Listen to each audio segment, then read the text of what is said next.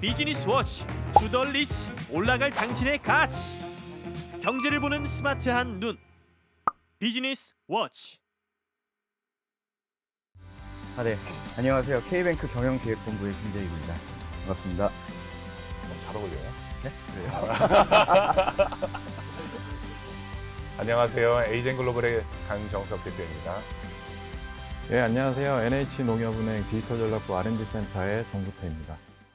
예, 금융시장을 뭐 여러 분야로 좀 자른다라고 하면은 금융의 뭐 접근성이다라고 하는 측면에서는 우리나라가 전 세계 최고 수준이지 않을까라는 생각이 듭니다. 왜냐면은 국민들이 뭐 어떤 형태로든지 뭐 쉽게 금융을 접근할 수 있다라는 측면에서요. 뭐 심지어는 뭐 선진국이라든지 또 후진국만 하더라도 그것을 접근하지 못하는 계층들이 뭐 상당히 존재하는데 그런 부분들에 대해서는 상당히 이제 발전되어 있다라고 보고 있고요. 그다음 두 번째는 뭐 이 금융의 기술력 측면에서도 뭐 어느 나라를 비교를 하더라도 뭐 상당한 수준이라고 보고 있습니다. 게다가 이제 레귤레이션이라는 측면들, 이제 규제라는 측면에서도 상당히 전향적으로 이루어지고 있는 측면들이 많이 있고요. 그래서 그런 부분에 대해서는 전 세계 최고의 수준이지 않을까 이런 생각들을 하게 됩니다. 시행까지 되게 오랜 시간이 걸렸는데 그 데이터 3법이 시행되고 또 뒤따라서 마이 데이터 사업이 본격화되면은 지금 금융시장에서 이제 본격적으로 일대 혁신이 일어날 것으로 보는데요. 지금 네이버나 카카오 등 그 빅테크들이 금융사업에 다 진출을 하고 있고, 그리고 각종 혁신 서비스로 무장한 핀테크들도 지금 우후죽순 지금 생겨나고 있어서 무한 경쟁이 좀 예상이 되고요. 기존 금융회사들한테는 일종의 위기로 볼 수도 있겠지만, 고객들한테는 하나의 플랫폼에 들어가서 더 편하게 더 여러 가지 상품들을 이렇게 누릴 수 있다는 그런 차원에서 고객들에게는 더 기회가 온 것이라고 볼 수 있을 것 같고요. 저희 K뱅크 역시 ICT 기술을 바탕으로 더 많은 혁신 상품들을 이제 선보일 수 있도록 그렇게 준비하고 있습니다.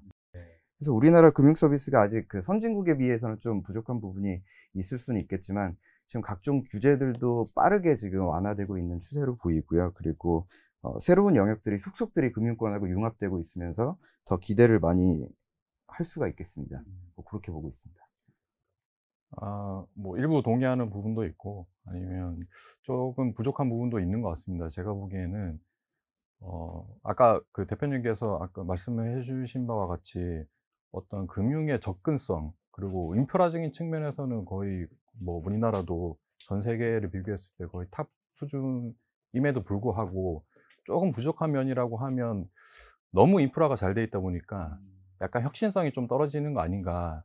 이에 따라서 그동안에 이제 정부 주도로 해서 인프라적인 측면을 많이 이제 확산을 시켰다고 하면 그에 따라서 약간 혁신적인 플레이어들이 나오기 좀 어려운 구조가 아니었나.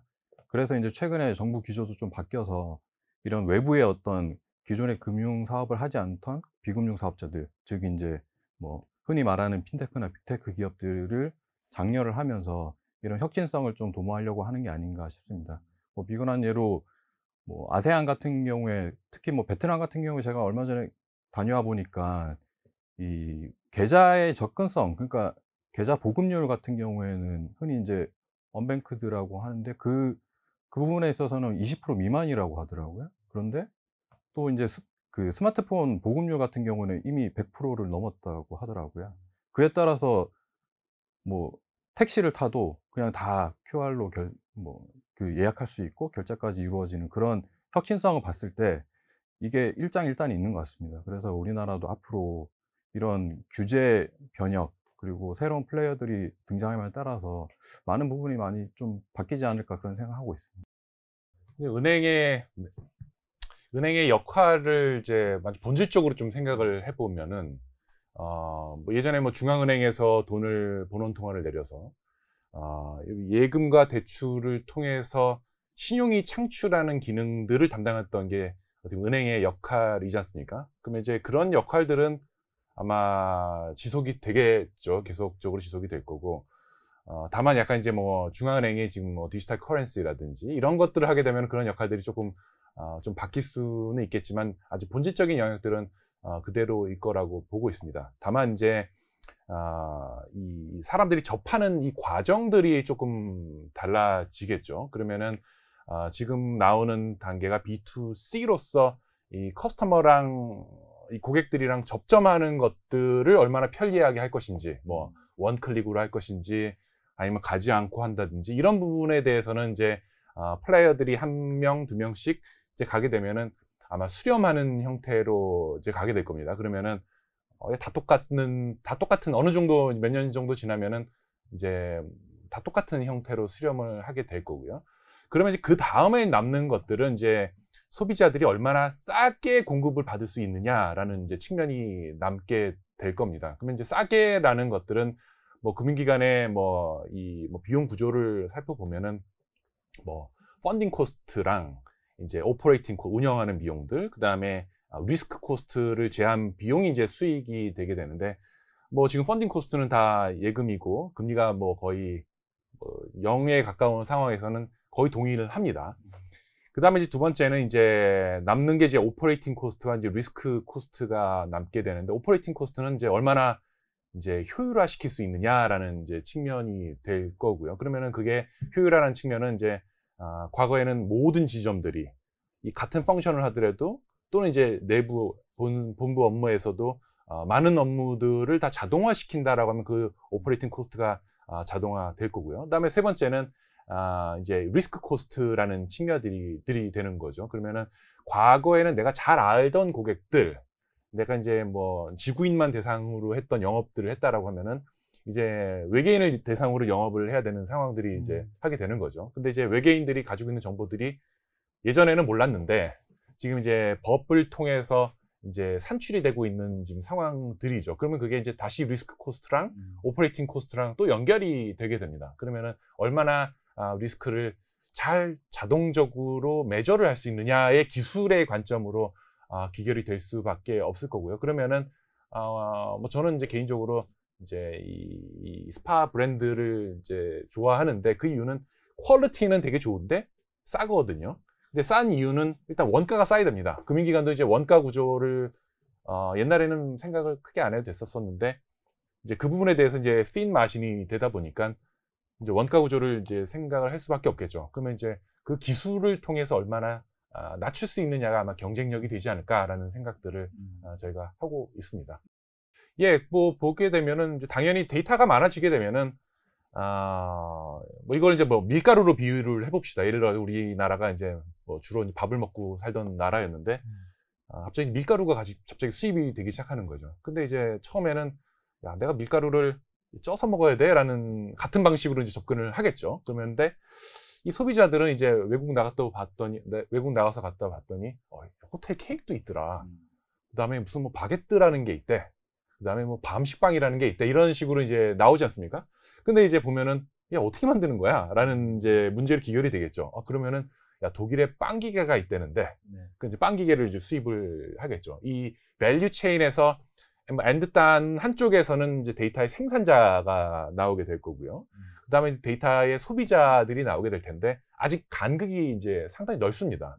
그럼 이제 그 간극을 이제 좁히는 것들이 뭐 독일제 빵 기계쯤 되겠죠. 어떻게 보면 밸류 체인으로 봤을 때는. 그러면 이제 그게 핵심 기술력인 거고, 그럼 그 빵 기계는 사실은 이제 뭐 한국에서 만들어졌지만 뭐 전 세계가 빵 똑같이 먹지 않습니까? 그러면 이제 시장은 동일하게 전 세계로 나갈 수 있는 이런 영역들이라고 보고 있습니다. 그래서 그게 이제 기술적 동향 중에 하나고요. 두 번째는 이제 금융이 아까 이제 뱅킹에 대한 것들은 이제 과거에도 존재했고 이제 미래에도 존재할 수밖에 없는 영역들인 거고요.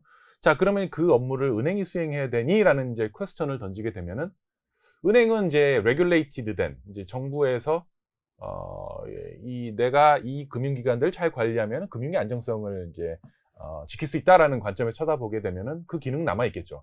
하지만 하는 업무에 대해서는 이제 많이 바뀌게 될 겁니다. 예를 들어서 뭐 이커머스라든지 뭐 이페이먼트, 그다음에 돈이 흘러가는 이 동네에 직접적으로 서비스를, 금융 서비스를 공급할 수 있는 형태로 아마 변하지 않을까라는 저희는 생각을 하고 있고요. 자, 그러면은 그 변화를 가능하게 하기 위해서는 반드시 기술이 좀 필요하게 됩니다. 수많은 기술 중에 하나는 데이터를 얼마나 효율적으로 처리하고, 그리고 금융인이 바라봤을 때 맞는 방식으로 해석해낼 수 있느냐가 아마 핵심 기술이 되지 않을까 제가 보고 있습니다.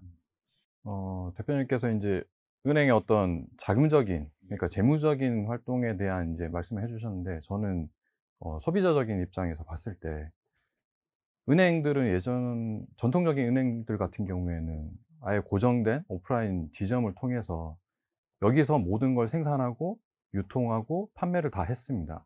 그래서 뭐 막말로 내가 상품 만들 테니까 소비자들은 날 찾아와. 그러면 내 상품을 살 수가 있어. 라는 어떻게 보면 일방적인 입장에서 있었다고 하면, 이제 새로운 핀테크 기업들이 나오면서 어떻게 보면 이제 소비자 중심으로 조금씩 바뀌어가는 거죠. 그래서 그걸 이제 뭐 언번들링이라고 하는데, 이제 금융 서비스의 어떤 해체가 이루어지는 거죠. 그래서 에이징글로벌 같은 회사도 이제 나오게 되는 거고, 그래서 금융 서비스가 그동안 제공하지 못했던, 아니면 불편했던 고객 경험이나 고객 여정에서 불편했던 점들을 계속 이제 개선해 나가는 이제 작업들이 곧 이제 핀테크가 등장하게 된 거죠. 향후에는 이게 다시 재조합이 될 겁니다. 이제 리번들링이라고 하는데, 기존의 금융회사들이 제공했었던 그냥 일률적으로 단편적으로 제공했었던 서비스들이 이제 주체가 고객으로 바뀌면서, 이 고객 중심으로 내가 보니까 금융회사 내가 보니까 옆에 핀테크 기업들이 더 고객하고 더 친하게 지내고 더 그들의 니즈를 잘 파악하네라고 아는 순간 이제 변화를 하게 되는 거죠.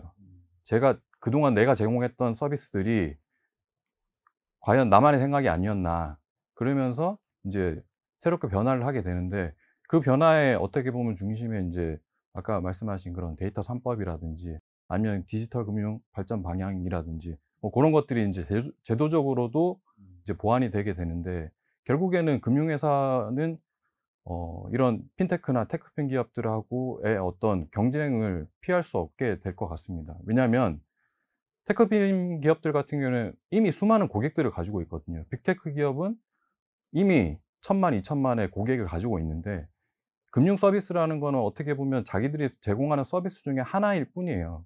저희는 이제 그게 다지만, 그러면 반대로 얘기하면 금융회사는 반대로 금융 서비스만 제공을 할 거냐, 고객이 원하는데. 그렇게 되면 이제 그들 뭐 다른 핀테크 기업이나 이런 IT 기업들하고 합종 연행해서 어떤 전략적 제휴나 아니면 업무 협약을 통해서 그동안 고객은 원했지만 제공받지 못했던 서비스들을 은행에서도 제공할 수 있는 그런 시점이 오게 될 거죠. 그래서 지금 현재 이제 은행에서도 각 시중은행들에서도 그런 노력들을 하기 위해서, 은행의 본질적인 모습을 보면 은행은 그동안에 어떻게 보면 고객과의 어떤 인터페이스보다는 어떤 정보 보안, 그다음에 보호, 신뢰, 이쪽에 많이 초점을 맞췄다고 하면 앞으로는 이제 좀 더 고객 친화적인 형태로 바뀌게 될 겁니다. 그러면 다른 외부 기업들과의 어떤 인터페이스, 상호 교류 이런 것들이 이제 점점 더 중요해지는 시점이 이루어지고 있는데, 그런 측면에서는 이제 그 기업들, 그러니까 은행들의 어떤 행태의 변화도 핀테크 기업, 테크핀 기업과 적대적으로 할 거냐, 아니면 전략적 제휴를 통해서 같이 고객 중심의 어떤 금융 생활을 만들 거냐라는 측면에서 봤을 때, 시중은행들도 현재는 이제 그런 노력들을 하고 있고, 저도 마찬가지로 그런 업무를 담당하면서 이제 좀 더 고객 친화적인, 고객 중심적인 금융 서비스를 제공하려고 변화를 하고 있습니다. 네, 일단 은행의 모바일화, 비대면화, 이거는 진짜 지금 뭐 대세로 흘러가고 있고, 지금 그리고 또 정부에서도 빅테크 업체라든지 핀테크 업체들한테 법령 개정을 통해서 이제 대부분의 금융산업까지 이제 할 수 있게 그렇게 풀어줘 주시겠다는 계획을 밝히기도 하셨는데요. 핀테크 업체 외에도 저희 K뱅크나 뭐 카카오뱅크, 그리고 앞으로 곧 나올 토스뱅크까지 이제 경쟁은 더욱더 치열해질 것이라고 보고 있고요. 시중은행, 기존 전통은행들에 대해서 좀 도전일 수도 있고, 그런 위기의식을 좀 느낄 수도 있다고 생각합니다. 최근에 또 발표한 내용을 보니 은행들도 이제 고객 접점들 좀 확대하자는 그런 차원에서 이제 기존 은행들에 대해서 플랫폼 비즈니스를 허용하는 범위라든지, 아니면은 은행 대리업제도 도입을 검토한다든지 등에 대한 또 변화들도 또 있는 것 같아서 기존 은행들이 발맞춰서 대응을 한다면 지금 현 상황이 또 기회일 수도 있을 것 같습니다. 그리고 결국은 소비자들이 어떤 플랫폼에서 거래를 하는지 하는 게 편한지 그건 고객들의 선택일 거고 고객들의 마음을 누가 잡느냐가 관건이 될 것 같습니다.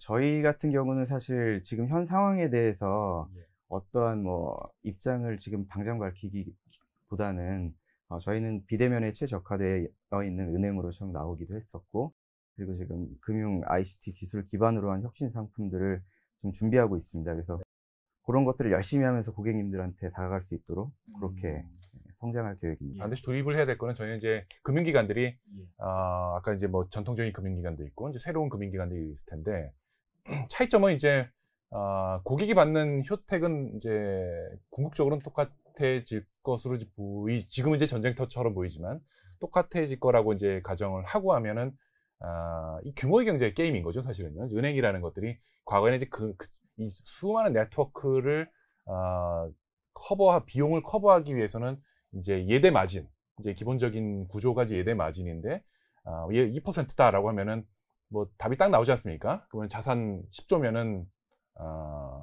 2천억, 그 다음에 뭐 10조가 안 되면은 뭐 200억 수익이고 그 안으로 이제 다 이제 커버를 해야 되는 거고, 만약에 100조가 되면은 사실은 이제 규모의 경제가 쫙 달성되기 때문에 이제 큰 이슈가 없죠. 이제 그게 이제 기존 전통적인 이제 금융기관들인 거고, 그 다음에 이제 뭐 새로 나오는 이런 금융기관들은 이 이코노미스 오브 스케일을 아주 짧게 가져가는 게 이제 경쟁력이겠죠. 뭐 10조, 30조만 되더라도 뭐 수익이 어마어마하게 나. 사실 그것만 가지고도 그 수익을 확보하고 그걸 통해서 이제 시장에 소비자들한테 혜택을 줄 수 있는 이제 싸게 만드니까 싸게 준다라는 이제 아주 기본적인 원리지 않습니까? 그래서 그게 이제 기본 건데, 저희는 이제 저희가 이제 회사를 처음에 만들었던 것도 이제 저도 이제 금융기관에 있어서 가장 필요했던 것들이 이겁니다. 이거 다 사람이 하는 건데 매일매일 똑같은 업무를 하고 있어요. 이게 이제 뭐 지점이건 본부건 이제 다 똑같은 업무를 하고 있는데 보면은 똑같은 데이터 포인트 보고 똑같은 분석을 하고 있고 똑같은 의사결정을 하고 있고, 다만 그 안에 이제 사람들이 있는 거죠. 자, 이거를 어떻게 자동화시킬 수 있을까라는 이제 컨셉인 거죠. 근데 그런 컨셉을 그대로 좀 선진적인 산업에서 좀 벤치마크를 한다라고 하면은 뭐 자동차 산업이 있겠죠. 자동차 산업에서 야, 내가 운전을 하는데 맨날 똑같은 길을 가지 않습니까? 사실 저도 이제 예전에 운전면허를 딸 때는 이제 수동으로 이제 봤습니다. 수동으로 봤는데 맨날 떨어졌어요. 떨어져서 이제 몇 번 떨어졌는데 시간이 지나다 보니까 이 오토매틱 자동 면허라는 게 생겨가지고 쉽게 붙었어요. 근데 지금 생각해 보면은 그 무슨 의미가 있었냐라는 거죠. 그 수동으로 했었을 때 가장 핵심 기술은 뭐였냐면은 그 언덕길에 브레이크를 잡고 클러치를 떼면서 빨리 엑셀을 밟는 게 핵심 기술이에요. 자, 근데 이제 우리가 전통적인 은행에서 하는 일들이 아마 대부분 이런 일들이 되게 많을 거예요. 이제 미래에 가면은 클러치를 떼어서 엑셀을 밟는 이런 업무를 나는 되게 장인 정신을 가지고 하는 업무들이 되게 많겠죠.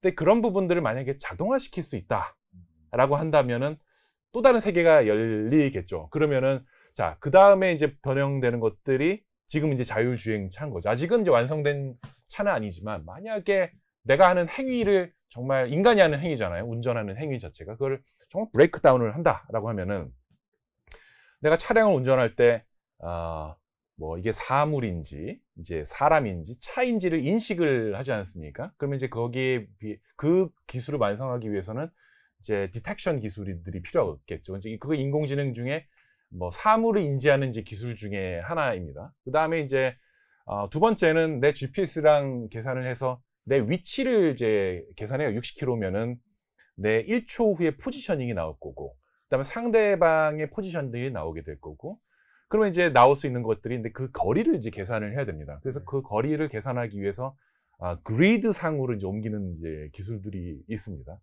자, 그래서 그 다음에 이제 필요한 것들은 내가 그 거리를 끊임없이 이제 계산을 하면서 위험하다라고 하면은 브레이크를 잡든지 아니면 이제 오른쪽으로 꺾든지 왼쪽으로 꺾어야 되는 이런 액션을 판단에 근거한 액션을 취해야 되는 거죠. 그 다음에 이제 1초 후에 그 액션을 취하면 다시 피드백을 받아서 다시 운전하는 이런 형태를 구하게 됩니다. 이게 이제 아마 우리가 하는 금융기관에서 하는 일이랑 거의 똑같지 않을까 싶습니다. 근데 금융기관은 오히려 좀 더 쉽다라고 보는 게, 첫 번째 그 앞단에 이 비정형 데이터, 이 나무를 인식할 필요는 없죠. 최소한 이제 앞으로는 뭐 그게 필요할 수는 있겠지만, 최소한 그게 어떤 형태든 뭐 콜센터든 뭐가 됐든 간에 일단 이 테이블 안에 지금 들어오지 않습니까? 이제 그런 형태를 가지고 시작하기 때문에 금융기관들은 이런 자율주행 차를 만들기 위한 기술들이 필요하죠. 요새 뭐 테슬라 같은 경우에 뭐 자율주행 차량을 뭐 디폴트로는 안 떠 있다가 버튼 하나 누르면은 자율주행 차로 변신을 합니다. 이미 다 탑재가 되어 있기 때문에. 그런 식으로 이제 그 안에 들어가 있는 것들이 Advanced Drivers Assistant System입니다. 예를 들어서 그걸 갖다 은행 버전으로 그대로 옮기게 되면은 뭐 Advanced, 뭐 뱅킹을 오퍼레이팅하는 뭐 어시스턴트 시스템 정도 되겠죠. 만약에 그것만 도입을 한다라고 하면은 은행은 전통적으로 그런 역할들을 할 수 있고, 기본적으로 그 다음에 그런 자율주행 스택을 도입을 하면은 그 자율주행 스택이 알아서 커스터머를 찾아내고 리스크를 매조하고 그 다음에 론이 나가고 그것을 사후 관리하는 이 모든 스택들을 관리할 수 있게 변하겠죠. 뭐 지금은 아니지만 언젠가는 저희는 이제 그렇게 변화할 거라고 보고 있습니다. 네. 사실 저희도 전통은행하고는 조금 다른 컨셉으로 만들어진 은행이기 때문에 저희는 그 출발 시점부터 비대면에 맞춰서 왔기 때문에 좀 입장은 다를 수 있을 것 같고요.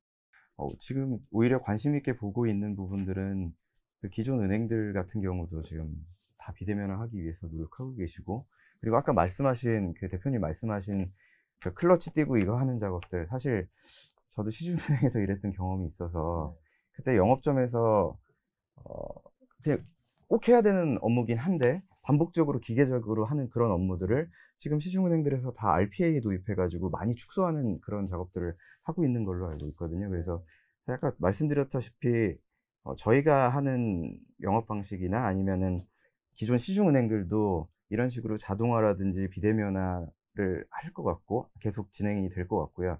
이런 부분에 있어서 계속 경쟁 관계도 될 것 같고, 그리고 그런 경쟁 관계 안에서 더 편리한 고객 혜택을 재무적 관점에서 드릴 수 있는 그런 여건이 마련되지 않을까 싶습니다. 뭐 사실 그 앞서서 말씀해 주신 대표님이나 매니저님들이 다 그 시중은행에 계셨기 때문에 누구보다도 더 잘 아실 것 같아요. 은행은 사실은 지점 중심이기 때문에, 지점 영업망 중심이기 때문에 현재까지도 아직 인식 자체를 변화하는 지금 과도기이긴 하지만, 사실은 IT 기술이라는 것 자체가 먼저 비즈니스가 먼저 가고 IT 기술은 뒤에 항상 보조적인 역할에 그쳤거든요. 그러다 보니까 이제 사람이 해야 할 업무와 그 다음에 보조적인 IT 기술이 해야 할 업무가 이제 어떻게 보면 IT 기술은 이제 단순히 보조적인 역할만을 했었는데, 그러다 보니까 아직 그게 점차적으로 좀 한계가 있었던 거죠. 어떻게 보면 이게 아주 많은, 그러니까 지점이나 본부부서에서 아주 많은 그런 단순 반복적인 업무를 혁신해야 함에도 불구하고 이게 IT 기술의 어떤 중요성이 많이 좀 떨어졌기 때문에, 그래서 그 내부의 인식이 좀 떨어졌기 때문에 그래서 조금 부족한 면이 있었지만, 앞으로는 사실 이런 범용적인 기술, 뭐 에이전 글로벌에서 하고 있는 AI라든지 아니면 블록체인이나 클라우드라든지 이런 데이터 관련된 기술 자체가 은행 산업, 그러니까 금융 산업 안에도 들어오면서 이런 기술들을 활용하지 못하면 이제 도태되는 이제 시대가 온 거죠. 그러다 보니까 이런 기술들을 활용해서 아까 말씀하셨다시피 RPA라는 뭐 PPR이라든지, 아마 현재 그 고객님들도 아마 지점 가시면은 그런 부분들에 있어서는 가장, 그러니까 그 체감적으로 느끼시는 분들은 그런 부분들일 겁니다. 예전에 오시면은 자서 뭐 한 이만큼 해가지고 다 썼지만 지금은 다 디스플레이 상에서 이제 하게 되는 그런 업무들을 경험하실 수 있을 텐데, 앞으로 이제 그런 단순 반복적인 업무들은 이제 이런 기술들이 다 대체를 하고, 그 다음에 이런 기술들을 활용해서 더 나아가서 어떤 생산적인 그리고 창의적인 업무 쪽에서 이런 기술들이 좀 많이 쓰이지 않을까 그렇게 예상하고 있습니다. 블록체인 기술 자체가 신뢰에 기반을 한 기술이기 때문에 사실, 그리고 블록체인 자체가 비트코인부터 시작을 한 모태가 된 기술이기 때문에 이 블록체인 자체가 은행업, 그러니까 금융업에 있어서의 어떤 호환성은 굉장히 좋다고 생각합니다. 근데 그럼에도 불구하고 어떻게 보면 앞서 말씀드린 거하고 되게 연장선상인데, 은행은 그동안의 어떤 시스템적인 측면에서 뭐 보안이라든지 아니면은 뭐 고객 정보의 어떤 뭐 신뢰성 구축을 위해서 그동안 데이터베이스 보호에만 계속 이제 중점을 뒀던 거죠. 그래서 이미 투입한 금액이 어마어마합니다. 지금 십수년간 이 보호를 위해서 어떻게 보면 이제 커다란 성을 만든 거죠. 성을 만들어서 이렇게 지켜왔는데, 사실 이런 기술들이, 신기술들이 도입됨에 따라서 그러면 기존의 어떤 흔히 이제 은행에서 말하는 레거시 시스템, 이런 그 코어 시스템들이 이제 다 바뀌어야 되는데, 그런 측면에서는 아직까지는 좀 과도기인 것 같습니다. 그래서 이 신기술을 도입할 때도 어떻게 보면 기존의 은행에서 깊숙한 어떤 코어 뱅킹 시스템보다는 어떻게 보면 은행 그 고객의 접점에 있는 그 접점 서비스나 아니면은 약간 중간계 역할을 해줄 수 있는, 인터페이스 해줄 수 있는 그런 기술들부터 먼저 혁신을 해나가고 있는데, 앞으로는 뭐 블록체인뿐만 아니라 아니면 AI 기술이라든지 이런 기술들이 많이 그 흡수가 되고 그다음 경험치가 쌓이면서 권행적으로 많이 좀 이 금융산업 전체적으로 많이 바뀔 거라는 생각이 듭니다. 잠깐! 여기서 우리가 하나 짚어봐야 할 것. 비즈니스란?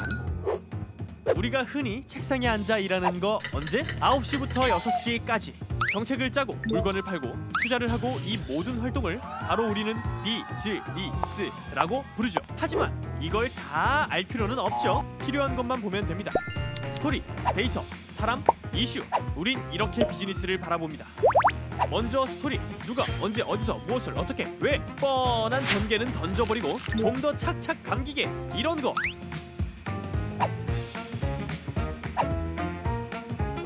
다음, 데이터. 그냥 단순히 눈에 보이는 그래프 이런 거 말고 좀 더 의미 있게, 이런 거.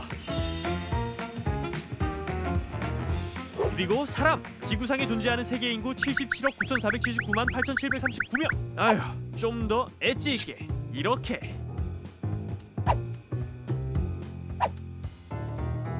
마지막, 이슈. 소설 같은 세상, 더 소설 같은 그런 기사들 말고 좀 더 체크해서 깊게, 이런 거. 좀 어렵다고요? 그렇다면 좀 더 쉽고 편하게 매주 이슈를 주어주는 줍줍. 그리고 더 재밌게 빵빵 터지는 콘텐츠로. 안에 있는 사람이 있을 거잖아요. 아닙니다. 아니에요. 그렇게 사네. 아, 비즈니스에서 빠질 수 없는 것, 세금, 텍스. 비즈니스라고 하면 우린 전문가의 시각으로 보기도 합니다. 차이나워치, 머니워치 쇼, 디브리핑, 연중기획, 비즈워치 포럼, 콘텐츠. 너무 많다고요? 하하하. 비즈니스 워치를 본다는 것, 당신이 돈을 번다는 것.